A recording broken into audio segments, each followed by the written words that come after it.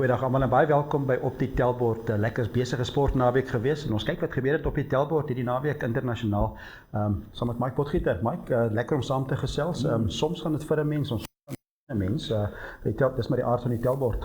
Ja, ek moet vir jou sê, dit is een van daai naweke gewees wat op die Telbord was daar gunstige uitslae gewees vir my, maar dit was meer aan die verloorkant gewees, so my niere voel dit bietjie driemaal. Ja, nee, dit maak seer, as verskillende sporte natuurlik, as lekker verskeidenheid, was 'n besige sportnaweek.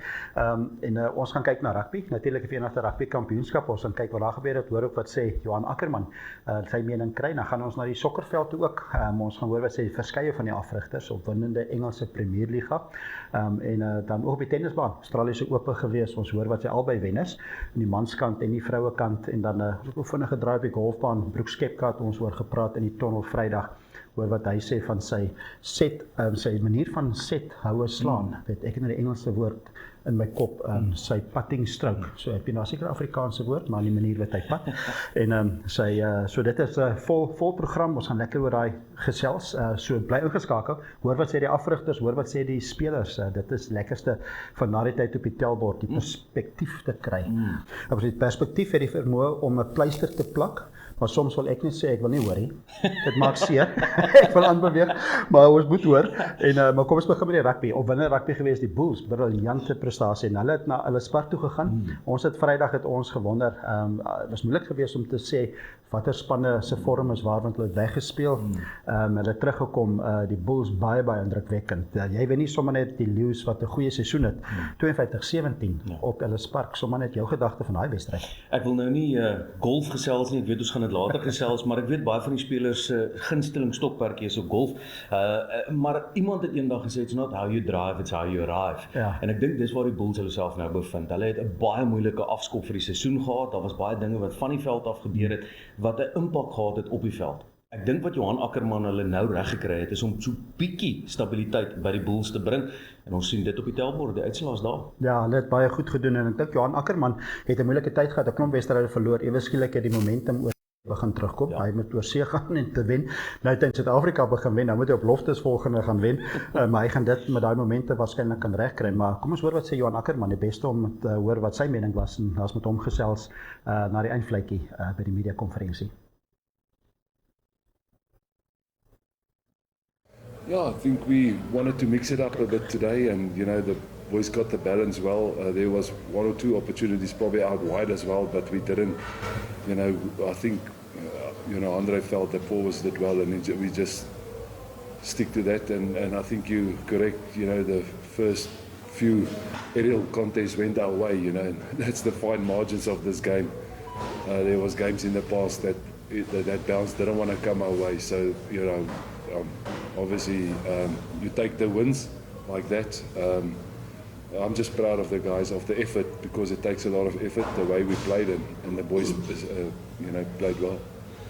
East Costly, today we made a few mistakes back to back, but luckily we didn't concede, but when we got it going, we really did well, and I always felt that's somewhere there, we just have to get the passes stick and get the momentum going. So yes, you were hoping for that, but obviously the first half exceeded our expectations we played really well, and one or two mistakes, like I said earlier, but we bounced back well from that.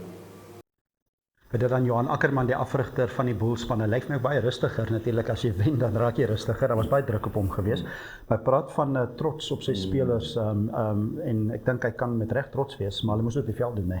Ja, ek dink dis die groot ding, ons nog baie keer daaroor gepraat, en is 'n paar klein skuwe wat 'n groot impak het, en ek weet vir baie mense daar buite, vir al die bulle ondersteuners sal sê, dit was nie klein verskuiwings en veranderinge wat gebeur het nie, en dit wys jou die impak wat die skuwe en die veranderinge van die veld af het op die veld, maar ek dink die spelers is nou daai trots weer restoreer in die uitslae wat hulle behaal het, kom nou deur, en nie net die trots nie, maar die momentum wat hulle besig is om op te bou, en ek dink daai Europese tweede wen na mekaar, dit was die draaipunt vir hulle gewees. Ja, absoluut, hulle speel baie goed, baie goeie voorspelers, hulle dwing daar respek vooraf, agterspelers druk 3 so het 'n baie goeie balans, en daar's 'n groot klomp spelers wat nog kan terugkom van besering, so die Bulls lyk baie indrukwekkend, en na 'n swak begin, hulle kan verseker, en hulle is nog in al die kompetisies waarvan nou praat, so dit is 'n goeie begin vir hulle. Aan die groot derby was in Durban geweest. Dit is die Sharks doen dit 2 keer in 'n ry. Hulle wen in die Kaap en hulle wen in Durban. Hulle wen 36-24 en mens moet die Sharks komplimenteer. JB Peterson van dit ingekom het. Die span het gesukkel. Hy het die spelers, hy het hulle bymekaar gekry. Dis sy asof sy span tegnieke of sy gameplan, sy spanplan. Plan eerder. Lyk of dit werk. Want dit verseker in die Stormers gewerk 2 keer in 'n ry. En dis 'n indrukwekkende wen daai. Ja, en ek kan nie help om die grootheid van dit te sien nie. Ons praat oor die Bulls se draaipunt in Europa gewees. Ek dink die Sharks se draaipunt was nou teen een van die nommer 1 spanne of die beste Suid-Afrikaanse span in hierdie toernooi, die Stormers. En ek dink die Stormers het so bietjie ek is versigtig om die woord arrogant in hierdie coastal derby of dan nou die kus derby in te gegaan het, is seker die verkeerde woord om te gebruik, maar ek dink wat gebeur is as jy so kort wen raak 'n gewoonte en dan begin jy dink dit wat ek doen is alles perfek en reg. En ek weet iemand soos Ben Jason Dixon het na die verloor hier in Kaapstad gesê, miskien is hierdie verloor die beste ding wat met ons kon gebeur vir die tweede wedstryd. Die moeilike ding van om so 2 keer na mekaar teen dieselfde span te speel is, jy dink jy het nou die tegnieke vervolmaak. En ek dink dis waar JP Peterson en sy troepe dit reg gekry het. Paar dinge bietjie verander, paar fokuspunte geskuif en gewys dat die eerste keer nie net 'n boks was of geluk was nie, maar dat dit eintlik 'n span is wat kan goed doen in hierdie kompetisies. Absoluut. Ben Jason Dixon mag dalk nou sê dis nou die tweede beste ding wat met hulle gebeur het. Maar hy het nou 2 redes om beter te speel teen die Lions. Dit is die volgende wedstryd, daar's 'n paar weke af natuurlik nou eers as gevolg van die 6 nasie. Net vinnig die puntestand is dit 'n groot effek vir die Stormers. Hulle het 1 wedstryd minder as die 2 voorlopers gespeel, maar Glasgow Warriors hou aan wen. Hulle die naweek het hulle gewen teen Munster, redelik gemaklik en hulle is voor met 44 punte. Dan is dit ook Leinster wat verby hulle geskuif het op 40. Die Stormers het met 36. Hulle het 1 wedstryd minder gespeel. Hulle het 10 gespeel, die ander spanne 11.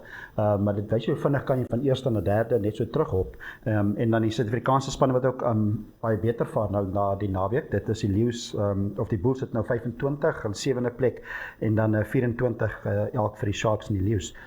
Maar nou kan jy nie weer verloor van die Sharks, van die Stormers se oogpunt. Baie druk vir hulle om nou teen die Lions te wen op Ellis Park as hulle nou top 4 wil bly. Ek het vroeër gesê winning becomes an habit, maar losing does as well.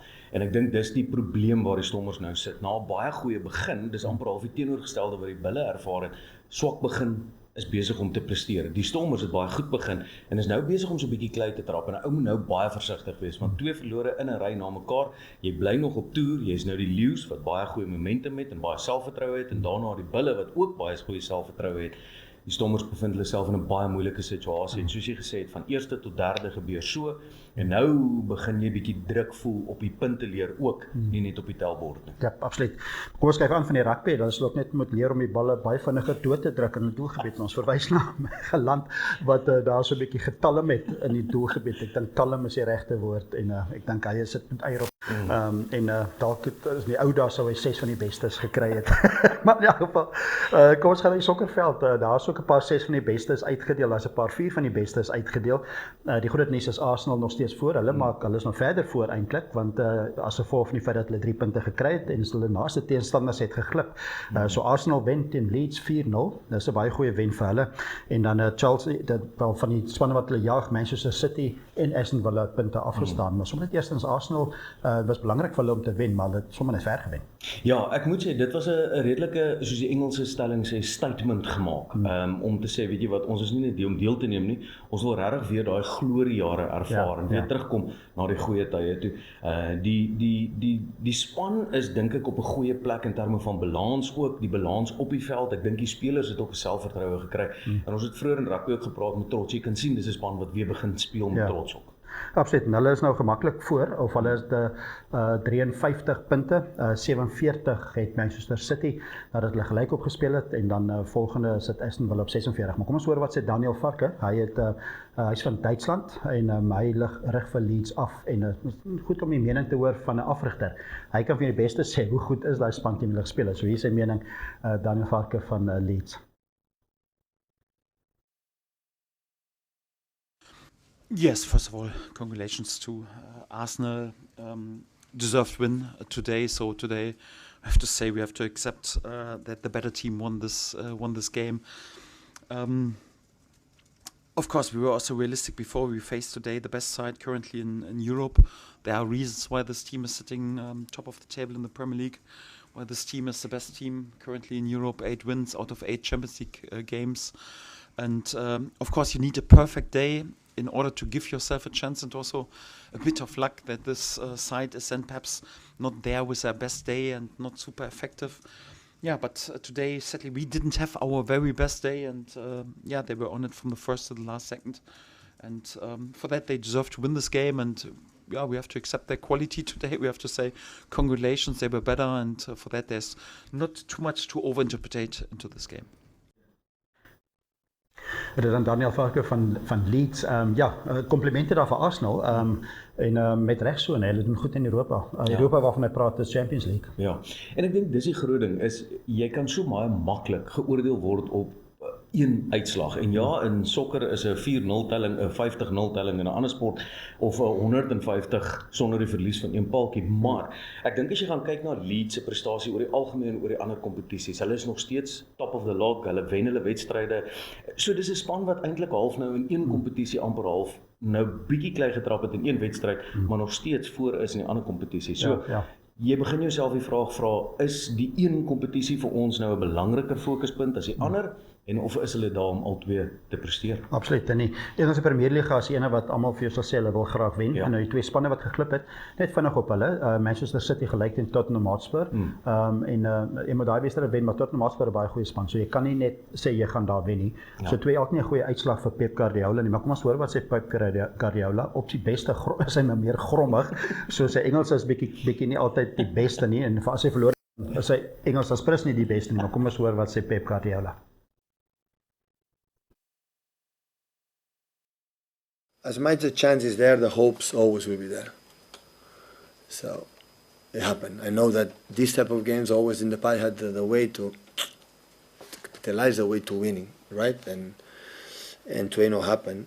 But we have difficulties for many things, but the players are coming back, and I saw an incredible good spirit and many things. Erling is already with a good, in terms of shape.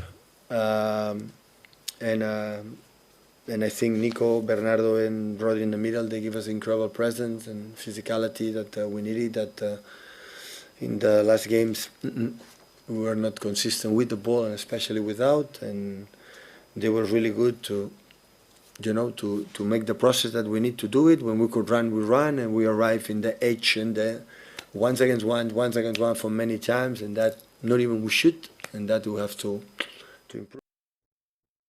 Dit is dan Pep Guardiola, ja, hy is nie baie gelukkig nie, en hy sal met baie beter vaar in die toekoms, maar dit is ook Aston Villa wat geglip het, kan verloor hulle 1-0 tuis nadat Brentford 'n rooi kaart gekry het, en dis onvergeeflik. Ja, dit was jy weer die impak, nee. Dissipline is 'n geweldige groot faktor in hierdie wedstryde, ook veral wedstryde waar wen baie belangrik is. Dink ek jy besef later eers die koste daarvan. Absoluut. Twee spanne wat altyd baie goeie ondersteunersbasis het, is Liverpool die verdedigende kampioen. Hulle lyk nie of hulle hierdie jaar gaan wen nie, te ver agter. Manchester United speel baie goed ewe skielik. En kom ons luister eers wat sê Arne Slot, en dit is Liverpool wat baie goed doen het vir Newcastle gewen met 4-1. 1-0 agter gegaan, maar kom ons hoor wat sê Arne Slot. Yeah, of course.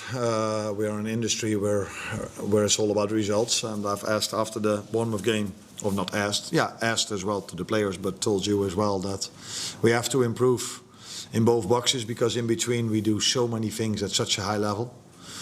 And in the last two games, scoring 10, only conceding 1, I think I can safely say that has been a big improvement. And pleased and happy that we have these two results, but because of the many points we've dropped, we are also aware that this is certainly not enough. I guess it's another game where you must be delighted that you managed to sign Hugo Ekitike.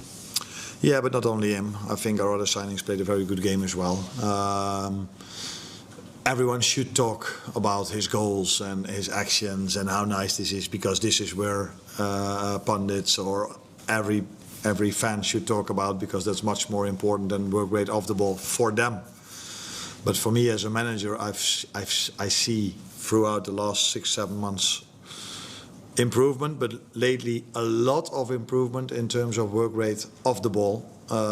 Not even work rate, but the ability to keep on going off the ball with especially with Hugo and Florian. They've improved throughout the last 7 or 8 months. But now I think everyone can see that improvement as well. And the better we are off the ball, the more we have the ball, the more we have the ball, the more they can show how special they are. And all the ones that won the league here are together. And unfortunately, that took a bit of time because that's how high the intensity levels of the Premier League are.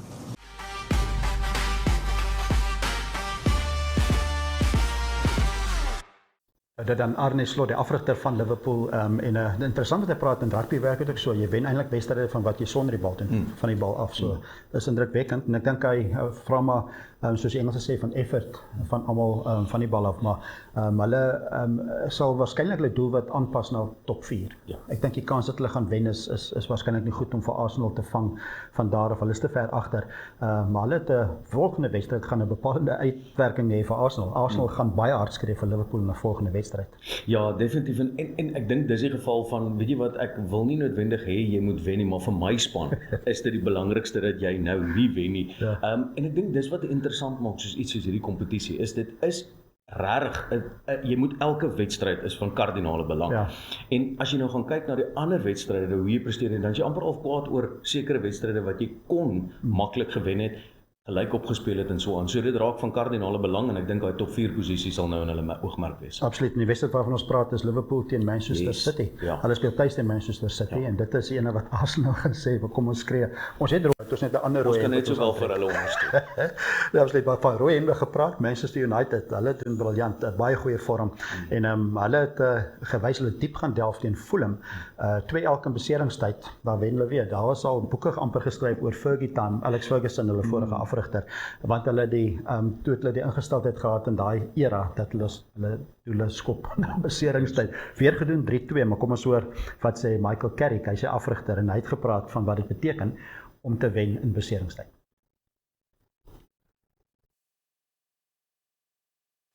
That's probably not to that extreme, but I knew today was going to be really a tough game. And you're kind of getting questions all week, and people expecting, what are you going to do about breaking down a low block and teams that come in. Fulham was never going to do that. They've showed that this is a really, really good team. So we knew today was going to be a big challenge, and I knew it wasn't going to be easy. It wasn't going to go smoothly. And even at 2-0, they were 5-1 down against City and ended up coming back to 5-4. So we kind of knew that in going into the game, and I think the character to show that once we've had that big setback, it was a huge setback, and in 90th minute or whenever it was, to do that on the back of what we did last week off a setback, is probably the most pleasing thing, to keep the belief, keep the confidence. Listen, the rest of the game, we can play better at times, we can do things a lot better in certain moments, but I can't fault the players. The spirit is taking us through today, and it's a good feeling when it does. Maar dit dan Michael Carrick, die afrigter van Manchester United, en mens moet sê, dit is, as jou span begin wen, en jy die momentum, Mike, en dan gebeur seker dinge in beseringstyd. Ander wedstryde dan is maar 2-1, kom ons gaan kleedkamer toe. Maar daai wen gaan vir Manchester United baie beteken, want die groot rede is, daar is nog genoeg wedstryde oor om te sê, ons kan omtrent alles wen, en ons kan vir Arsenal verbygaan, dit is moontlik, dit is onwaarskynlik, maar is moontlik. Maar die groot doelwit is top 4. Ja. Jy wil in Europa, jy wil kampioenskapliga speel, dis wat die geld is en dis wat die prestige is. Ja, en ek dink as jy nou na die ondersteuners toe gaan van verskeie ander spanne, dan sal hulle sê, ja, Manchester United was gelukkig geweest en so aan. En ons het al baie keer gepraat van Carrick, wat besig is om groot impak op hierdie spelers te hê. Nie net het dit 'n impak op die resultate nie, maar dit lyk vir my asof hy regtig oor die weg kom met hierdie spelers ook. En hulle lyk positief, hulle lyk op 'n goeie plek, en dit trek deur op die veld ook. En nou, ou Carrick, soos wat hy sekerlik onder sy sekere van sy aanhaling sal staan, is besig om groot dinge te doen vir Man United, en dis lekker om te sien dat Man United weer goed presteer. Ja, dit is een van die trotse klubs in Engelse sokker. Hulle het 20 keer al die titel gewen, Liverpool ook. So dit is nie maklik om daai kompetisie te wen nie. Maar Arsenal is onder druk, in die mate dat hulle was die vorige seisoene so naby, so ons sal dophou hoe dit nou verder gaan. Maar kom ons gaan van die sokkerballe na die tennisbaan. Australiese Ope, die eerste grootte van die jaar. Dis 'n lekker tennis. Dis asof die tennis amper lekkerder is om te kyk deesdae, want dit is absoluut topklas tennis. Ja. 2 eindstryde, baie baie kompeterend geweest. Kom ons begin by die mans. Dit was 'n baie jong man. Ek hoor daar's 'n kommentaar geweest terwyl die wedstryd gespeel is dat Carlos Alcaraz was 1 jaar oud geweest toe Novak Djokovic sy eerste major gewen het. 1 jaar oud geweest. Nou hulle speel 'n eindstryd. In 'n eindstryd in 2026. Dis verstommend. Eerstens Novak Djokovic ons tip my, hy het 38 jaar oud gespeel in die eindstryd van die Australiese Ope en jy's kompeterend teen Carlos Alcaraz. Ek is net bly hy's Engels en Spaans en so aan, want as hy nou Afrikaans was, dan het hy vir hom gesê ankel of oom, baie dankie vir die wedstryd. Maar wat 'n wedstryd, en jy moet jou hoed afhaal vir iemand soos Novak Djokovic. As jy gaan kyk na die wedstryd wat hy gehad het teen Sinner, in die finaal het hy ook gesukkel met asemhalingsprobleme. Hier's 'n 38-jarige wat teen 'n 22-jarige presteer. En die respek wat hierdie manspelers vir mekaar het om te draai en vir Nadal ook krediet te gee wat in die skare is daarso. Dit sê vir jou die respek wat hierdie manne vir mekaar het. En as jy gaan kyk na daai ouderdomsverskil, iemand soos Carlos Alcaraz, 22 jaar oud, is merkwaardig. Eerste keer wat hy in 'n finaal speel van die Australiese Ope en hy wen hom. Ja, en wat sy prestasie merkwaardig maak is die eerste speler, die jongste speler ooit om al 4 majors te wen op 22 jaar en 272 dae om presies te wees. So dit is 'n prestasie wat niemand gaan klop nie. Om dit in konteks te sit, jy het so 'n bietjie opgelees, die ander manne was baie ouer, al die legendes. Ja, ek moet sê, Rafael Nadal was 24 gewees toe hy dit gedoen het. Roger Federer was 27 gewees en Novak Djokovic was 29 gewees. So om dit in perspektief te sit, hierdie manne het baie lank gewerk om daai laaste een, die groot meesters van die groot 4 te wen. En hier kom Carlos en hy sê, dis die een wat hy nou gekort het. En jy het ook geluister na wat hy sê as motivering oor hoe die ouderdom, maar ook hoekom het daai motivering en aansporing vir wat hy wil behaal. Ja, absoluut. En ek dink ook waarna hy verwys is wat hy gesê het op die mediakonferensie. Kom ons luister daarna. Hier is Carlos Alcaraz. Die vraag vir hom was, wat volgende? Wat gaan hy motiveer en waarom gaan hy ander wil wen? Hier is Carlos Alcaraz. Well, I hate lose. So that's my motivation. Trying to lose as less as I can. There are some tournaments that I just really wanted to win at least once. So few Master 1000. I just really wanted to complete, all the Master 1000. Trying to win at least once, every Master. And obviously the ATP Finals and the Davis Cup. The Davis Cup is a goal as well. I really wanted to achieve that for my country, for Spain. So it's I set up some other goals from the for the season, and I will try to be ready for or to try to get those goals. En dan Carlos Alcaraz, ek dink die ander spelers moet bang wees, Mike, as jy sê, ek wil nog alles wen wat daar gespeel word. Miskien moet hulle Suid-Afrika Ope kom speel, hy sal kom speel, want hy sal dit ook wil wen. Maar hy wil van Davis beker alles. Dit is die motivering, hy hou nie van verloor nie. En ek dink dit is met professionele atlete is dit die geval. Is dit daai wen motiveer jou, spoor jou aan. Wêreldnommer 1, dit op sigself is 'n goeie motivering om daar te wil bly. Nou verseker, 22 jaar oud het al 7 majors gewen, het die ander majors al 2 keer gewen elke keer. Eerste keer Australië gewen. Jannik Sinner het nou 4 gewen. So hy sal klaar 3 voor en Sinner is 2 jaar ouer. So dit is in konteks en Carlos Alcaraz gaan vir jare wat kom, gaan hy baie moeilik wees om te klop. Maar kom ons gaan na die vroue toe. Dit is 2 spelers wat se name baie naby mekaar is. Elena Rybakina, sy het gewen in 3 stelle. Effens verrassend miskien. Ek dink Aryna Sabalenka nou een keer was die gunsteling 4de finale in 'n ry wat sy gespeel het. Dit is 'n goeie prestasie van Elena Rybakina, want om vir Aryna Sabalenka te kan klop in daai eindstryd moet jy baie goeie tennis speel. Ja, ek dink as daar iemand is wat almal najaag, is dit Sabalenka. Almal wil vir Sabalenka wen en hier Rybakina dit nou gedoen. En ek dink dit vat niks weg van haar, van hierdie dat mense nou sê, ja, dit is 'n poks gewees of 'n gelukskoot. As jy gaan kyk hoe sy presteer deur die hele Australiese Ope, sy het merkwaardige standaard van tennis gespeel elke wedstryd waarin sy betrokke was. Ja. Maar kom ons luister wat sy gesê het ook met die media na die tyd. En ek hou van die manier wat sy nederig was toe sy die wen nou geslaan het, net haar vuis gebou en sy het gesê, ek ons het gewen, sy het nie op die grond geval. Ek weet die emosie neem soms oor, ek wil nie te krities wees daar nie. Alcaraz het ook op die grond geval, maar sy het dit mooi rustig hanteer. Maar kom ons hoor wat sy gesê het. Yeah, last time I was close, but Aryna played really well that match. I remember that she stepped in. She went for her shots. She was serving really well, and I think she was even risking a little bit because the second serve was going almost as first. So I knew even today, if I get a chance to lead, that I will need to try also kind of some risky shots and just go for it, not definitely wait for any mistakes or even get to the long rallies. So yeah, it's great, and again, it's amazing to hold this trophy this time. Dit dan die nuwe kampioen van Australiese Ope kampioen 2026. Dit is Elena Rybakina. Briljant gespeel. So, was lekker tennis. Ek sal maar klaar uit na die volgende 3. Of die volgende 3 praat ek van die Franse Ope, die Wimbledon, Amerikaanse Ope. Ons moet 'n bietjie moet wag, maar dit is lekker om daai tennis te kyk. Maar kom ons gaan na die golfbaan. Dit is golf is baie kompeterend altyd, en daar was Vrydag het ons in die tunnel gepraat, Mike, oor Brooks Koepka, wat terug is van LIV Golf. Natuurlik kontroversieel. LIV Golf is 'n wegbreek liga. Hy is weer terug in die PGA. En hy het die afsnypunt gemaak. Hy's bietjie verroes en hy sukkel bietjie hier en daar met sy spel. Maar dis by ou en daai toernooi, dit is die Farmers Insurance toernooi wat gewen is deur Justin Rose van Engeland, 23 onder baansyfer. Dis 'n laattelling nee.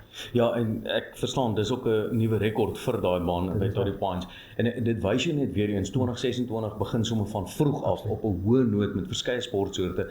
Maar hier maak hierdie manne dit baie duidelik. Meneer Rose homself sê ek is hierdie jaar is dit my jaar. Ja, nee, 23 onder is 'n laattelling. Sy vorige beste was 21 onder, het hy ook gewen. Maar kom ons hoor wat sy Brooks Koepka, daar is hom gevra hoe voel hy oor sy spel, is hy op vorm, hoe kan hy kompeteer in die PGA? Hy praat veral oor sy set, sy putting stroke, sy manier van sethoue slaan. Kom ons luister wat sê Brooks Koepka. Yeah, game feels good. I think putting is probably last in the field, but never really putted well here. Don't know the answer to it right now. Probably try to figure that out when I'm done with you guys. But ball strike, I'm very happy with. Everything seems to be lining up, so I'm very pleased. Any idea what you're going to work on putting wise when you leave us? I'll find out when I get to my phone right after I leave you guys. Go figure this out. Are you happy to be off POA? Yeah, next week's greens are great. These greens are actually really good. They're really good pull. It has nothing to do with the greens. It's all me. Like I said, I tried to firm them, tried to hit them right in the center, and I didn't even hit the hole. So I don't know what. I got to look back. Off the top of my head, I know a few missed right, maybe one left that I can think of. But yeah, just kind of all over the place. Got to figure it out. Do you feel like just being there next week will fix it? I mean, it can't get worse, right? So. Dan Brooks Koepka wat op die Amerikaanse PGA Tour speel. Ek is net as ek self lief vir golf speel, amateur golf natuurlik, maar ek is net bly dat hulle sukkel ook met hulle sethoue. Ek gedog is dit ons wat sukkel met ons sethoue. Maar dis baie druk ook, nee. Dis moeilik. Is nie maklik om op daai vlak te speel nie. Kameras, alle verwagtinge. Ja, ek sukkel vir 'n hele ander rede met my sethoue, so hy sukkel daarmee. Maar dit wys jou professionele atlete. Ja. En die vraag moet gevra word, is die standaard van LIV Golf onder die standaard van 'n PGA toernooi. Hier wys hy nou, hy kom terug en hy vind dit moeilik. Ja, ek dink net op dit vanaand, ek dink die LIV Golf is 'n baie rustiger manier, almal kry geld en daar's musiek en 'n ander atmosfeer. Dit is miskien van die een groot verskille. Maar in ieder geval, ons moet afsluit. Ons het lekker saam op die taalbord gekyk. Net vinnig van die ander golf, dit was Bahrein kampioenskap ook gewees. 'n Uitspeel wen daar vir Freddie Scott is sy naam van Duitsland en 'n uitspeel Patrick Reed ook van LIV Golf teruggekom, was nie uitspeel ook daar, het nie gewen nie. So dit was 'n vol naweek van sport op die taalbord. Ons het lekker saam gesels. So ter afsluiting, Mike, jou span van die naweek, wie sal dit wees? Ek kan nie anders om Man United uit te wys nie. Ek dink wat hulle vermag en wat hulle besig is om te vermag met Carrick en die stuur daarso is merkwaardig. Absoluut. My span van die week is die Bulls. Hulle het briljant gedoen, wen die Leeu's oortuigend. Hulle is terug in hoofletters. Johan Ackerman begin 'n verskil maak. So ons het lekker saam gekuier op die taalbord. Ons gesels weer volgende maandag en dan vertel ons wat alles gebeur in die sportveld. Tot dan, groete.